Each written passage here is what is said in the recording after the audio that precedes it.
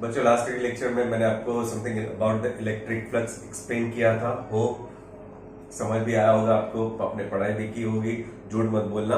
Okay, अगर ये video देख रहे हो तो पिछले वीडियोस को डेफिनेटली देख लेना, अगर बाकी की सारी चीजें अदरवाइज सर के ऊपर से निकल जाएंगी, कुछ पता भी नहीं चलेगा, फिर बोलोगे सर ने क्या बकवास वीडियो बनाया है, ये तो समझ में नहीं आ रहा है। समझ में इसलिए नहीं आ रहा है क्योंकि आपको पिछली चीजें समझ में नहीं आई है, तो पिछली चीजें पहले समझो, उनको वो वीडियोस देखो और फिर वापस आ जाओ। ओके, सो आते हैं आज के लेक्चर में। बच्चों मैं आपको बताने वाला हूँ something related with electric flux. मैंने लास्ट लेक्चर में भी आपको अच्छी तरह से बता दिया था कि अगर आप इलेक्ट्रिक फ्लक्स समझ लोगे तो ही आपको अगला लेक्चर समझ में आएगा, ठीक है।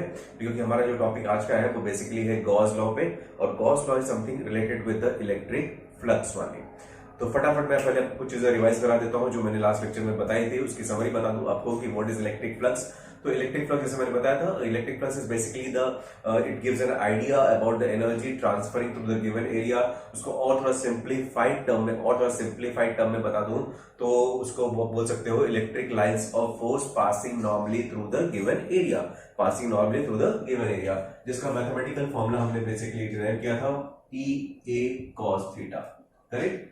Flux passing through the given area is equal to EA cos theta, where E stands for the electric field, A for the surface area, and theta is the angle. Theta is the angle between intensity vector and area vector. Intensity vector and area vector. काफी कुछ हमने work किया था area vector पे भी, कि area vector कैसे find out करते हैं।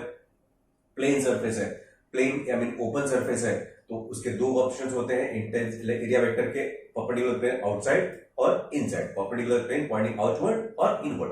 बट अगर एक इनक्लोज सरफेस होता है, मतलब कंप्लीटली क्लोज सरफेस, तो वहां पे सिर्फ आपके पास एक ही ऑप्शन होता है, and that is what, perpendicular the plane pointing outward. Diagram के थ्रू मैं फिर से एक्सप्लेन कर देता हूं आपको। अगर एक प्लेन सरफेस है, प्लेन सरफेस, इसको हम ओपन सरफेस भी बोलते हैं, तो इसकी इलेक्ट्रिक एरिया वेक्टर का direction perpendicular the plane pointing outward भी हो सकता है, या फिर बैक साइड में इनवर्ड भी हो सकता है। बट अगर हमारे पास एक कंप्लीटली क्लोज्ड स्ट्रक्चर है, तो इसका एरिया वेक्टर का डायरेक्शन सिर्फ और सिर्फ perpendicular the plane pointing outward ही होता है। ऐसे इस तरफ होगा तो यहाँ पे होगा। ओके, ये सारी चीजें मैंने बताई थी। फिर हमने ये भी देखा था कि इलेक्ट्रिक फ्लक्स कैसे कैलकुलेट करते हैं due to charge. Electric flux, suppose अगर इस इस प्लेट के बाहर कोई भी यहाँ पे चार्ज पार्टिकल रखा हुआ है और ये अपनी इलेक्ट्रिक फील्ड क्रिएट कर रहा है, तो बेसिकली ये मैथमेटिकल फॉर्मूला है to find out the electric flux passing through this given area. अगर आपने लास्ट वीडियो मेरा देखा हो तो जो मैं लास्ट क्वेश्चन करवाया था वो था क्लोज्ड बॉडी के लिए। अगर चार्ज पार्टिकल बाहर है, मतलब सोर्स ऑफ इलेक्ट्रिक फील्ड बाहर है, और फिर उसमें मैंने कोई भी एक इनक्लोज बॉडी रखी है, तो इसमें टोटल फ्लक्स कितना होता है, वो होता है जीरो। कितना होता है? जीरो। नहीं याद है तो फिर से एक छोटा सा एग्जांपल आपको बता ही दूं कि कैसे ये जीरो होता है। Total flux for any closed surface is always equal to zero, provided the charge particle or the source of electric field is outside. Logic क्या था बच्चों? देखो, सपोज मैं इस बार एक इरेगुलर बॉडी ले लेता हूं, ठीक है, एक इरेगुलर बॉडी ले ली। मान लो एक यूनिफॉर्म इलेक्ट्रिक फील्ड यहाँ पे काम कर रही है, यूनिफॉर्म इलेक्ट्रिक फील्ड, ठीक है। तो अब यहाँ पे हमारे एक यूनिफॉर्म इलेक्ट्रिक फील्ड है जो थ्रू आउट द सरफेस पास हो रही है। इलेक्ट्रिक फील्ड की स्ट्रेंथ है E।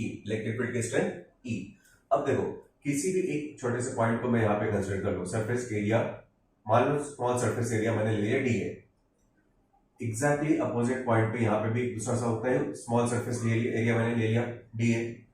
अब यहाँ का फ्लक्स और यहाँ का फ्लक्स काउंट करो। यहाँ पे इलेक्ट्रिक फील्ड इस तरह से, ठीक है, यहाँ से भी इलेक्ट्रिक फील्ड पास हो रही है, यहाँ से भी इलेक्ट्रिक फील्ड पास हो रही है।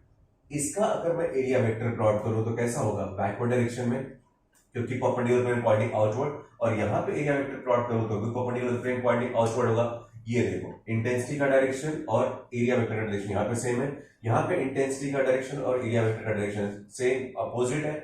तो यहाँ पे अगर मुझे फ्लक्स निकालना हो, flux which is going out, तो फ्लक्स आउट कितना होगा? E A cos theta zero है, तो डेफिनेटली आपका वैल्यू आएगा EA, फ्लक्स आउट। बट यहाँ पे देखो, यहाँ पे जो फ्लक्स इन हो रहा है उसका भी तो फॉर्मूला वही है, EA cos थीटा, बट यहाँ पे एंगल कितना है? 180, EA cos of 180 which is equal to minus of 1, so finally flux कितना minus EA। Incoming flux, outgoing flux, जितना फ्लक्स यहाँ पे इनकमिंग है उतना ही आउटगोइंग है। अगर मैं दोनों को ऐड कर दूं तो टोटल आंसर कितना आएगा? टोटल आंसर आएगा 0। टोटल आंसर आएगा 0। ये तो मैंने लास्ट लेक्चर में एक्सप्लेन किया था कि अगर कोई भी एक कंप्लीटली क्लोज बॉडी है और सोर्स ऑफ इलेक्ट्रिक फील्ड बाहर है तो उस बॉडी का टोटल फ्लक्स हमेशा होता है 0। ठीक है।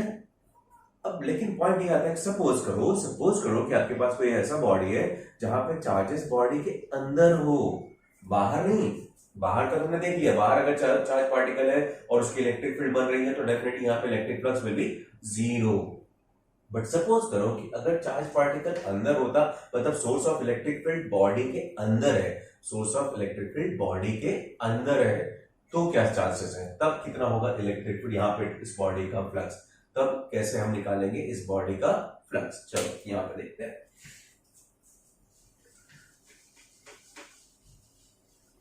सिमेट्रिकल स्ट्रक्चर से बताता हूं जिसके थ्रू आपको ये एक्सप्लेन करना काफी इजी होगा और आपके लिए समझना भी काफी इजी होगा। सपोज करो कि मेरे पास एक स्फीयर है, बहुत बढ़िया स्फीयर है, मेरे पास एक स्फीयर है, उसके सेंटर पे मैंने रखा हुआ है चार्ज Q। इसका रेडियस भी हम कंसीडर कर लेंगे, let it be R with the radius. अब ये चार्ज पार्टिकल है, सपोज पॉजिटिवली चार्ज पार्टिकल है तो डेफिनेटली इलेक्ट्रिक फील्ड बनाएगा। लाइंस ऑफ फोर्स कैसे रहेंगी?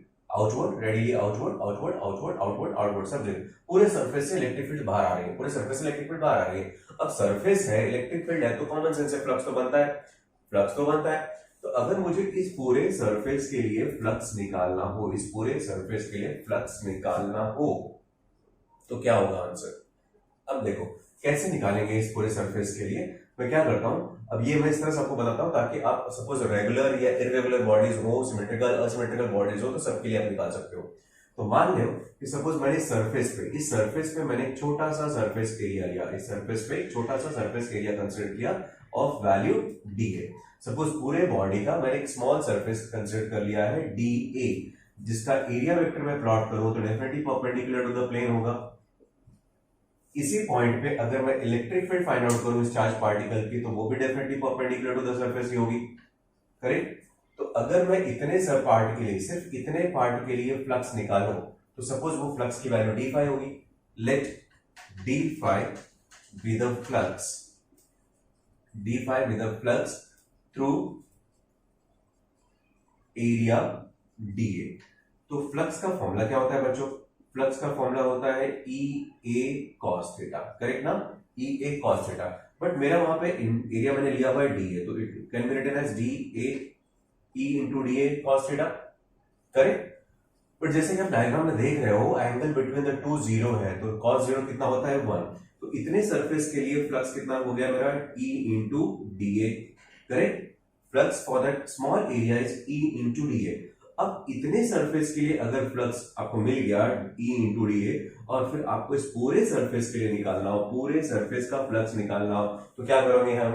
तो क्या करते हैं हम ऐसे केस में? क्या करते हैं बच्चा? हर बार वही एक ही चीज करते हैं, हमारा traditional method, go for integration, go for integration. अगर इस पूरे सरफेस का आपको निकालना है फ्लक्स तो go for integration. Now total flux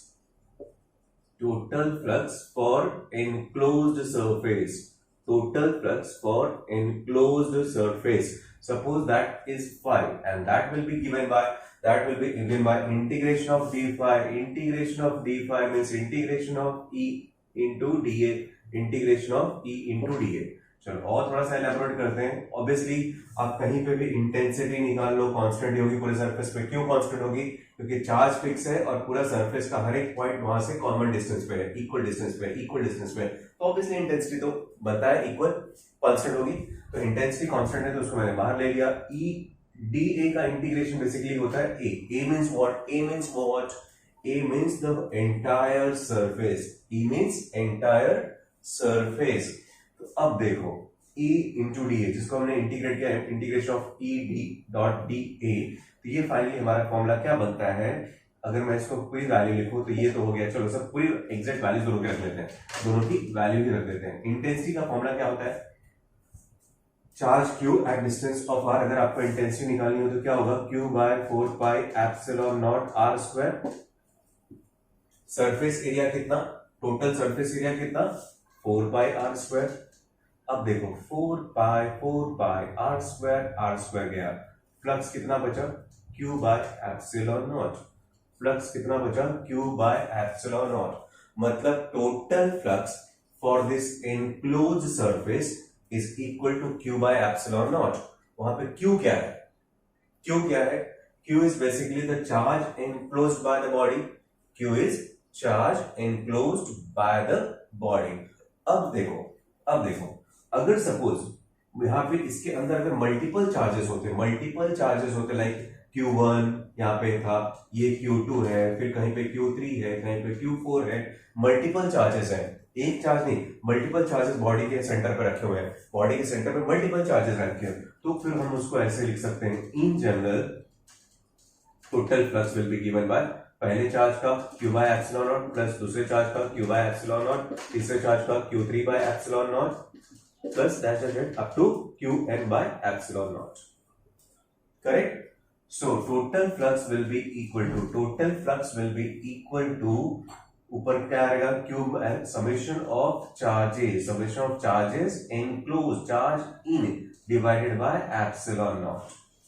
total flux for any enclose surface is equal to total charge enclosed by the surface by epsilon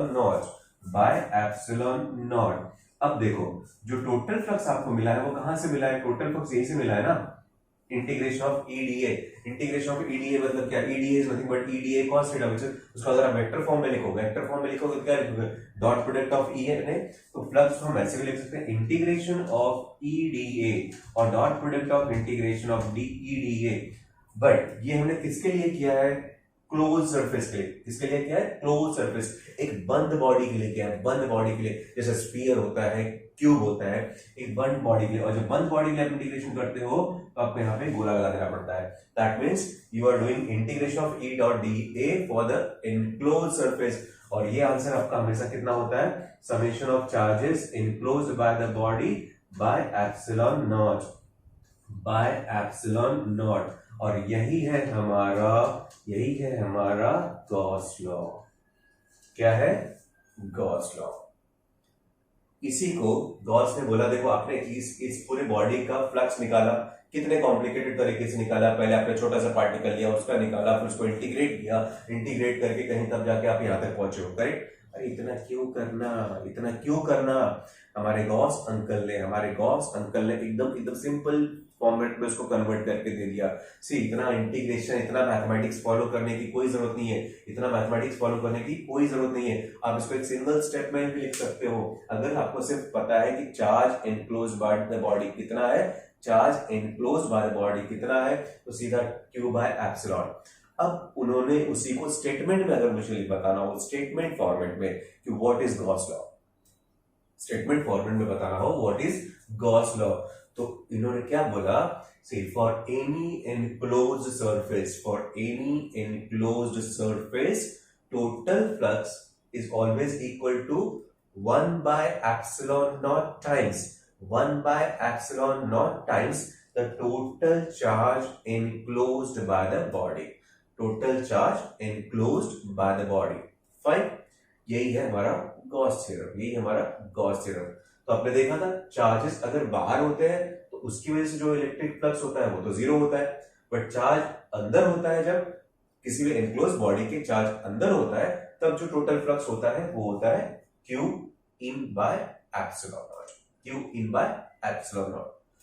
अगर अब देखो, अगर कोई मैं ऐसा बॉडी ले लूं कि जिसके बाहर भी चार्ज हो, अंदर भी चार्ज हो, बाहर भी चार्ज हो, अंदर भी चार्ज हो, तो यहाँ पे चार्ज कौन सा लोगे, तब भी आप सिर्फ इन वाला ही लोगे। क्यों, क्योंकि बाहर वाले चार्ज का तो कोई रोल ही नहीं होता, बाहर वाला चार्ज की जितनी इलेक्ट्रिक फ्लक्स आएगी वो सब बाहर से निकल जाएगी, जितनी यहाँ से आएगी उतनी निकल जाएगी, जितनी यहाँ से आएगी उतनी निकल जाएगी। तो किसी भी सर्कमस्टेंसेस में अगर आप फ्लक्स फाइंड आउट करना चाहते हो फॉर एनी एनक्लोज्ड सरफेस, तो it is always equal to 1/epsilon naught times the total charge enclosed by the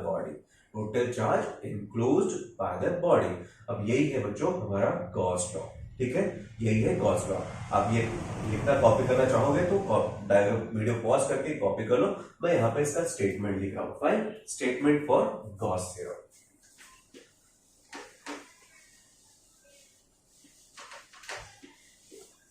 statement for Gauss theorem.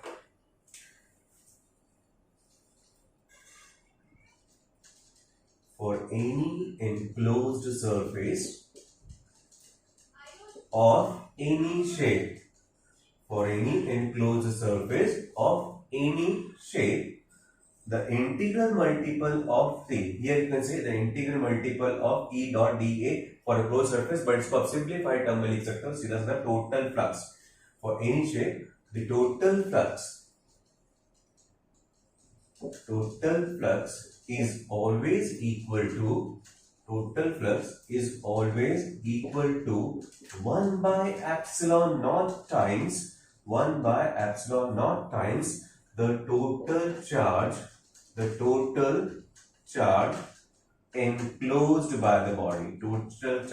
enclosed by the body, अब एक और चीज, ये हमारा फॉर्मूला, मतलब अगर मैं लिखूं total flux, suppose that is indicated by phi, इसको आप ऐसे लिख लो या फिर इस फॉर्मेट में लिख लो, total flux equals to integration of E dot D A for any enclosed surface is always equal to summation of charges enclosed divided by permittivity of that is air.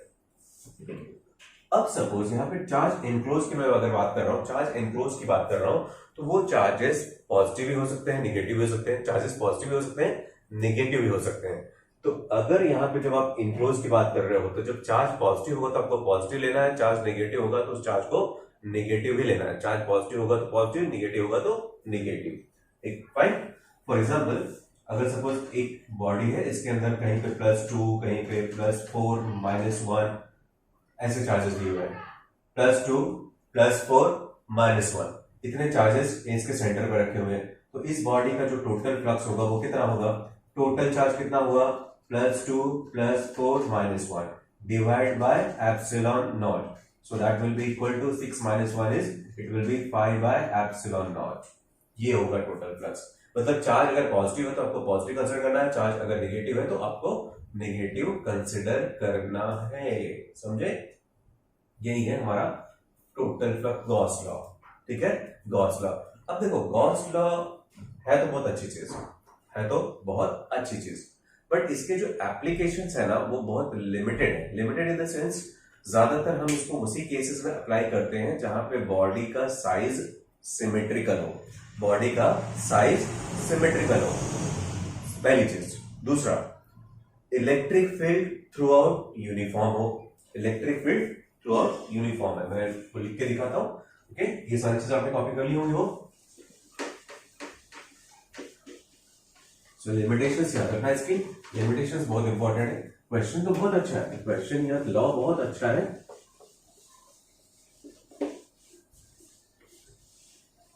Total charge, total flux for any enclosed surface is always equal to 1 by mu naught times 1 by epsilon naught times the total charge enclosed by the body। अब इसकी limitations याद रखो, इसकी limitations क्या है? Limitations ये है कि पहला पॉइंट ये है कि पूरा बॉडी जो है आपका, जो आपको बॉडी दिया गया है, बॉडी मस्ट बी सिमेट्रिकल। इसी कंडीशन में हम इसको यूज कर सकते हैं, बॉडी मस्ट बी सिमेट्रिकल। ऐसा नहीं है कि बॉडी सिमेट्रिकल नहीं होगा तो आप नहीं कर सकते। मैंने स्टेटमेंट में लिखा है body enclose body of any shape, definitely. तो एनी शेप जब होता है ना, तो अगर बॉडी सिमेट्रिकल होगा तो आपका कैलकुलेशन बहुत इजी हो जाता है। बट बॉडी अगर सिमेट्रिकल नहीं है, बॉडी सिमेट्रिकल नहीं है, तो फिर आपका कैलकुलेशन थोड़ा सा कॉम्प्लिकेट हो जाएगा, फिर आपको मैथमेटिक्स ज्यादा यूज करना पड़ेगा। बट फिलहाल आपका ज्यादातर केसेस में हमको सिमेट्रिकल बॉडीज ही दी होती है। दूसरी चीज, electric field intensity, electric field intensity is constant and definitely आपको 99% केसेस में, 99% केसेस में आपको न्यूमेरिकल्स ऐसे मिलेंगे जहां पे इलेक्ट्रिक फील्ड भी कांस्टेंट होगी, एक्सेप्ट एडवांस की मैं बात करूं तो अगर आईआईटी एडवांस की बात करोगे तो वहां पे आपको वेरिएबल इंटेंसिटी के भी क्वेश्चंस आ सकते हैं। और तीसरी चीज, एंगल, जो इंटेंसिटी वेक्टर और एरिया वेक्टर के बीच में एंगल बनता है थीटा, इज ऑल्सो कॉन्स्टेंट। मतलब ऐसा नहीं कि अलग अलग लोकेशन पे अलग अलग एंगल बन रहे हैं। तो ये 3 लिमिटेशंस है इसकी। मतलब ज्यादातर क्वेश्चंस हम बहुत इजीली सॉल्व कर सकते हैं अगर ये तीनों कंडीशंस वहां पे है। मतलब स्ट्रक्चर, बॉडी का साइज और शेप सिमेट्रिकल हो, प्लस इलेक्ट्रिक फील्ड की इंटेंसिटी थ्रू आउट कॉन्स्टेंट हो, और एंगल बार बार वैरी ना कर रहा हो। इंटेंसिटी वेक्टर और एरिया वेक्टर के बीच का जो एंगल है वो बार बार वैरी ना कर रहा हो, हर जगह पे सेम हो। ठीक है, तो फिलहाल मैंने आपको गॉस लॉ क्या है वो एक्सप्लेन कर दिया, how to calculate the flux. Second thing, what is Gauss law? total flux for any enclosed surface is equal to 1 by mu naught times total charge enclosed by the body, total charge enclosed by the body।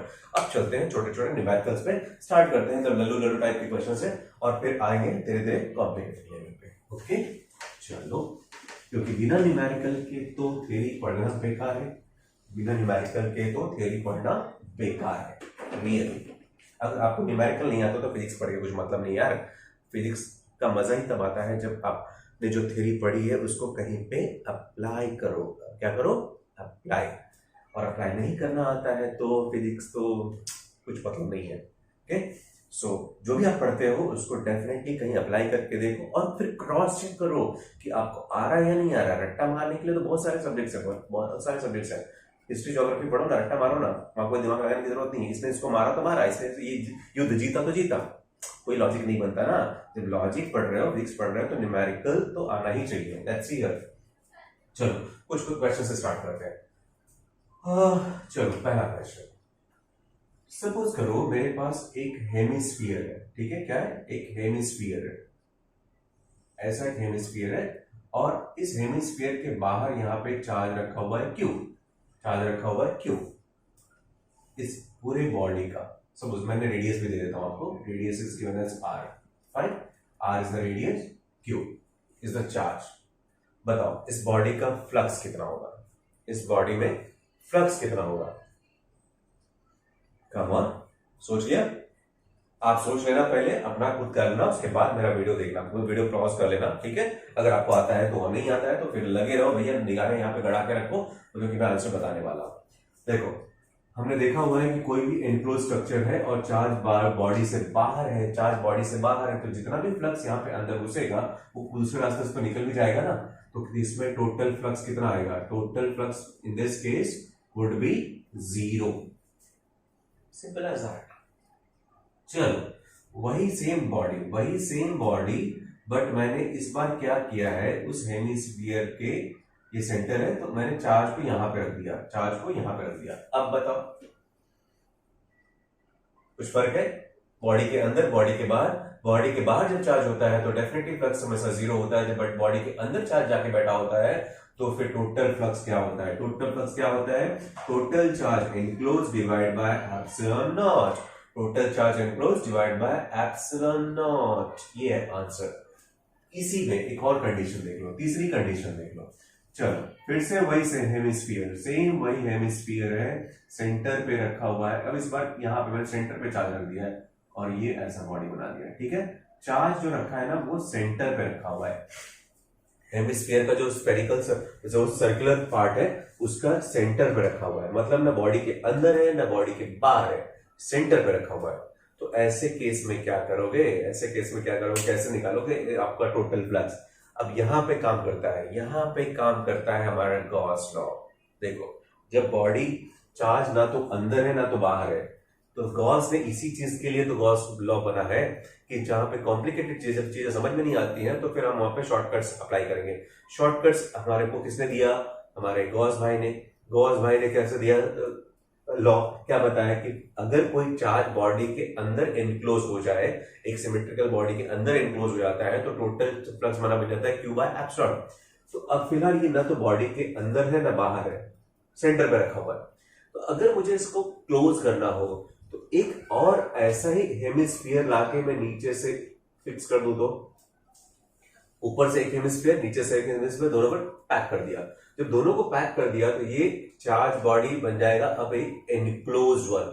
अब ये charge body के अंदर enclose रहेगा और body के अंदर enclose हो गया तो टोटल फ्लक्स कितना होगा पूरे स्फीयर के लिए? पूरे स्फीयर के लिए कितना होगा flux, Q by epsilon not. अगर पूरे स्फीयर के लिए क्यू बाय एप्सिलॉन नॉट है तो हेमिस्फीयर के लिए कितना, एक हेमिस्फीयर के लिए कितना, उसका आधा, उसका आधा मतलब Q by 2 epsilon not.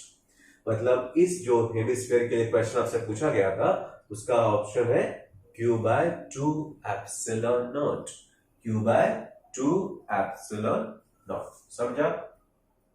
Clear है आंसर? बॉडी को कंप्लीटली आपको क्लोज कर देना होता है, बॉडी को क्या करना होता है, क्लोज कर देना होता है। चलो एक और एग्जांपल पे आते हैं। सपोज करो कि आपके पास एक ठीक है, एक क्यूब है, एक क्यूब है और उस क्यूब के अंदर बॉडी के अंदर एक चार्ज रखा हुआ है, क्यूब बॉडी के अंदर रखा हुआ है चार्ज क्यूब। तो टोटल फ्लक्स कितना है बॉडी के लिए, टोटल फ्लक्स कितना, बोलो। ये तो एकदम घटिया सा क्वेश्चन है। क्या सर आपने क्वेश्चन पूछ रहे हैं? अभी तो पिछले कल लास्ट लेक्चर में, उस लेक्चर में हमने ये तो पढ़ा है। ओके, चार्ज अंदर बॉडी के अंदर है, चार्ज बॉडी के अंदर है, तो डेफिनेटली फ्लक्स कितना हो जाएगा, Q by epsilon naught, q by epsilon not. चलो वो स्मार्ट हो गया वो सब लोग। चलो देखते हैं नेक्स्ट स्टेप। अगले स्टेप में बताओ तो जाने, बूझो इसको, कहानी, किस्सा, ठीक है। अब इसका आंसर बता तो जानते हैं, आपको जान जाए कि आपको कुछ समझ में आया है। ये तो सेंटर में था ना, तो क्यू बाय एप्सिलॉन नॉट हमने कर दिया, सेंटर में था तो हमने क्यू बाय एप्सिलॉन नॉट कर दिया। चलो अब मैंने केस ऐसा दिया है, क्यूब ही है, लेकिन जो चार्ज मेरा रखा है ना वो कहां पे रखा है बच्चा जानते हो, वो रखा है इस कॉर्नर पे, इस कॉर्नर पे मैंने चार्ज रख दिया। अब बताओ इसका फ्लक्स कितना।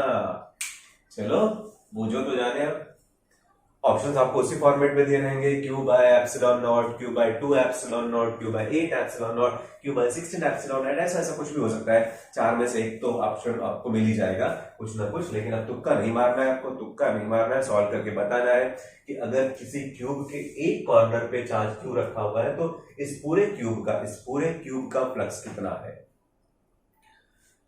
ऐसे ही टेढ़े मेढ़े सवालों को सिंप्लीफाई किया है हमारे गॉस भाई ने। उन्होंने क्या बताया है, गॉस भाई ने क्या बोला है कि अगर कोई भी चार्ज अगर बॉडी के अंदर इनक्लोज हो जाए तो आंसर बताना बहुत आसान हो जाता है, q by epsilon naught, q by epsilon naught. तो अगर इसी चार्ज को मुझे कंप्लीटली एनक्लोज करना हो तो मुझे ऐसे कितने क्यूब बनाने पड़ेंगे, देखो चलो कितने क्यूब बनाने पड़ेंगे। एक मैंने इधर बाजू में रख दिया, ठीक है, एक बना, अभी भी एक कॉर्नर पे एक इधर और बना दो,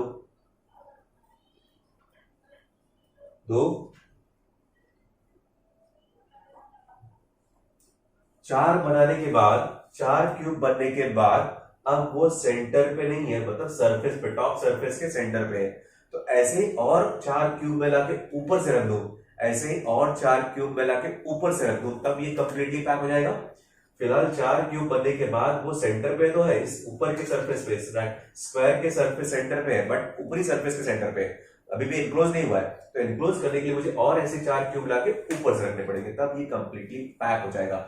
मतलब टोटल कितने लगे मुझे, 8 टोटल 8 क्यूब्स लगेंगे। अब टोटल 8 क्यूब्स रखने के बाद ये कंप्लीटली स्ट्रक्चर पैक हो चुका होगा ऐसे, और मैंने यहाँ पे लाके रख दिया होगा, ठीक है ना।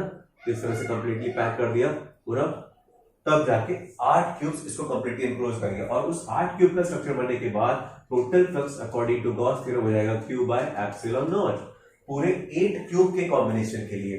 तो एक सिंगल क्यूब के लिए कितना, उसका इक्वली, क्योंकि पूरा स्ट्रक्चर सिमेट्रिकल है तो पूरा फ्लक्स सिमेट्रिकली डिवाइड हो जाएगा। तो एक क्यूब के लिए आएगा, एक क्या आएगा, q by 8 epsilon naught, q by 8 epsilon naught. Fine, अच्छा, बहुत अच्छा, चलो समझ में आ गया, कोई बात नहीं। थोड़ा सा और ट्विस्ट करते हैं क्वेश्चन को। अगर सपोज बताओ उसी स्ट्रक्चर में आपसे ये पूछा गया होता कि find flux through one surface of one cube, find flux through one surface of one cube. ओहो, समझा आपको क्वेश्चन? टोटल 8 तो दिख रहे थे, टोटल 8 क्यूब्स हो गए थे हमारे पास। 8 क्यूब, हर एक क्यूब में कितने सरफेस होते हैं? 6। हर एक क्यूब में कितने सरफेस होते हैं? 6। तो अब बताना है आपको कि एक क्यूब का एक सरफेस पे कितना, एक क्यूब के एक सरफेस पे कितना हो सकता है। ऑप्शंस आपको कुछ फिर से इस तरह से हो सकते हैं, 8 by epsilon, q by 8 epsilon naught हो सकता है, क्यू बाय 16 एप्सिलॉन नॉट हो सकता है, क्यू बाय 24 एप्सिलॉन नॉट हो सकता है, क्यू बाय 48 एप्सिलॉन नॉट हो सकता है। ऐसे कुछ ऑप्शंस होंगे। बताओ, पहले तो हमने क्या किया, उसको कंप्लीटली एनक्लोज करने के लिए 8 क्यूब्स बना दिए, तो और फिर 8 पार्ट में इक्वली डिवाइड कर लिया। तो एक क्यूब के लिए, एक क्यूब का फ्लक्स कितना? Q by 8 epsilon naught. अब हर एक क्यूब में टोटल कितने सरफेसेस हैं? 6। तो कुछ लोगों ने तुरंत दिमाग लगा लिया, ओ 6 टाइम्स मल्टीप्लाई करना है, सिंपल ना। 6 टाइम मल्टीप्लाई करने का मतलब आंसर कितना? Q by 48 epsilon naught. Yes, but अगर आप ऐसा सोच रहे हो तो आप टोटली रॉन्ग हो, आप टोटली रॉन्ग हो। क्यों? अब बोलोगे यार सर एक क्यूब में तो 6 सरफेस होते हैं ना, तो फ्लक्स तो जाएगा ही ना। ऐसा नहीं है मेरे भाई, ऐसा नहीं है। देखो, फिर से आता हूं स्ट्रक्चर पे। ये तो हमको पता चल गया कि 8 पार्ट में डिवाइड हो रहा है, ठीक है ना, क्यू बाय 8, वो तो क्लियर है। लेकिन जब कोई चार्ज यहां पे रखा होता है, जब कोई चार्ज यहां पे रखा होता है, तो जो उसकी लाइंस ऑफ फोर्स है, वहां से निकलने वाली जो इलेक्ट्रिक फील्ड बनेगी, वो कितने सरफेसेस को क्रॉस करती है, कितने सरफेस को क्रॉस करती है, वो देखो। इसमें से 3 सरफेस तो ऐसे होते हैं जिसको लाइन ऑफ फोर्स क्रॉस करती नहीं है, करती नहीं है, सिर्फ 3 को क्रॉस करती है। कौन कौन से 3 को क्रॉस करती है? देखो, ये जो सरफेस आपको दिख रहा है फ्रंट सरफेस, इसकी जो लाइन ऑफ फोर्स निकलेगी वो सीधा पैरेलल यहां से निकल जाएगी, करेक्ट ना? या चलो यहां से भी अगर आपको ऐसा ड्रॉ करना, स्ट्रेट नहीं दिखाते हैं, स्ट्रेट नहीं दिखाते हैं, ये पूरा सरफेस जो भी है यहां से निकलने line of force parallel to the surface है, क्रॉस ही नहीं कर रही है। ये जो ऊपर वाला सरफेस है, इसकी भी लाइन पैरेलल नहीं निकलेगी ना, इसको भी क्रॉस नहीं करेगी। और ये जो बैक साइड का सरफेस दिख रहा है आप लोग को ना, बैक साइड वाला, इसको भी क्रॉस नहीं करेगी। क्रॉस करेगी तो सिर्फ 3 सरफेस को, किसको? एक ये जो उधर दिख रहा है, दूसरा ये, और तीसरा जो नीचे वाला है। सिर्फ 3 सरफेसेस को क्रॉस करेगी। तो आपको वही 3 काउंट करने हैं, वही 3 काउंट करने हैं। और अगर वही 3 काउंट करने हैं तो क्यू बाय 8 तो ऑलरेडी हमने निकाल चुके हैं। एक कंप्लीट क्यूब के लिए क्यू बाय 8 है, एक कंप्लीट क्यूब के लिए क्यू बाय 8 है। तो और वापस कितने पार्ट में डिवाइड हो रहा है? 3 पार्ट में। तो इसका कितना? 1/3 कितना होगा? तो आपका आंसर आएगा क्यू बाय 24 एप्सिलॉन नॉट। एक सिंगल सरफेस के लिए क्यूब का निकालना होगा तो क्यू बाय 24 एप्सिलॉन नॉट आएगा आंसर। क्यों? इंटरेस्टिंग, समझा ना? नहीं समझा तो फिर से रिपीट करके देखो, ठीक है? इतना टाइम नहीं बार बार एक चीज को एक्सप्लेन करें, ठीक है? So do that. अच्छा क्वेश्चन था, बहुत अच्छा क्वेश्चन है ये। एक और मान लो कि मेरे पास एक स्क्वायर प्लेट है जिसका साइड लेंथ दिया है L। Square plate, side length L। इसके सेंटर से L/2 दूरी पे, सेंटर से L/2 की दूरी पे यहां पे एक चार्ज रखा हुआ है Q। सेंटर से L/2 की दूरी पे चार्ज रखा हुआ है Q। अब आपको पूछा जाए कि इस सिंगल सरफेस का फ्लक्स बताओ। Find flux for this single surface. Find flux for this single surface. ओहो, सर ने फिर दिमाग खराब कर दिया। एक प्लेन सरफेस है, इसका लेंथ L है, और यहां से सेंटर से L/2 की दूरी पे एक चार्ज क्यों रखा है, आपको बताना है इसका फ्लक्स कितना होगा। Flux for this surface. अब कुछ नहीं है यार, गॉस भाई किस दिन टाइम आएंगे हमारे, क्यों पढ़ रहे हैं गॉस थ्योरम? अप्लाई करो ना गॉस थ्योरम। अगर एक प्लेट दिया है ना, तो उस चार्ज को कंप्लीटली यूनिफॉर्मली एनक्लोज करने के लिए कितने प्लेट्स बनाने पड़ेंगे? कॉमन सेंस है, क्यूब बनाना पड़ेगा आपको। क्या बनाना पड़ेगा? एक क्यूब बनाओ ना। सपोज यहां से L, क्या करूंगा? आप यही कर सकते हो ना, ज्यादा और क्या कर सकते हो मेरे भाई? यही तो कर सकते हो, ठीक है ना? आ गया सेंटर पे? थोड़ा सा वेट। इस तरह से कंप्लीटली क्लोज हो गया ना। अगर अब लेकिन ये क्यूब बनाने के लिए मुझे कितने सरफेस लगे? 1 2 3 4 5 6, ऐसे 6 सरफेसेस लगे। अगर 6 सरफेस लगे तो पूरे क्यूब के लिए जो फ्लक्स होगा वो क्या होगा? Q by epsilon naught. तो एक प्लेट के लिए कितना होगा, एक प्लेट के लिए कितना, क्यूब के 6 part, q by 6 epsilon naught, q by 6 epsilon not.